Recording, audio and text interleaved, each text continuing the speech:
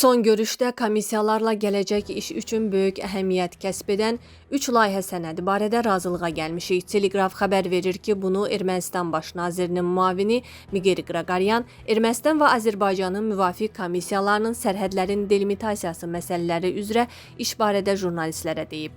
Bu sənədlərdə prosedur təsvir olunur. Daha çox texniki xarakter daşıyır, amma yenə də vacib məsələdir. Çünki biz bu sənədlərə uyğun hərəkət etməliyik. Bu sənədlər açıqdır. Hər iki ölkədə daxili prosedurlar vasitəsilə təsdiqlənməlidir və uyğun şəkildə siz də mətnlə tanış olacaqsınız, o bildirib. Bundan sonra prosesin yerində başlaması üçün nə qədər vaxt lazım olacağı soruşulduqda, baş nazirin müavini belə cavab verib. Gələcək tədbirlərlə bağlı bütün məlumatları ictimaiyyətə açıqlaya biləcəyimiz qədər dərc edirik. Deyəcək yeni sözümüz yoxdur. Xatırladaq ki, iki ölkənin sərhəd komissiyalarının son iclası aprelin 29-da Ermənistanda keçirilib.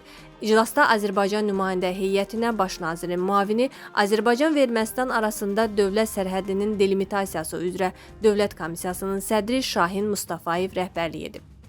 Qarabağ məsələsi Ermənistan üçün tələ idi. Bunu Ermənistan parlamentinin sədri Alen Simonyan deyib. Spiker bildirib ki, bu tələ Ermənistanın heç vaxt müstəqil ola bilməməsi üçün qurulmuşdu. Simonyan qeyd edib ki, artıq həllini tapmış bu məsələ ona qarşı təsir təzyiq vasitəsi kimi Azərbaycan üçün də tələ olub.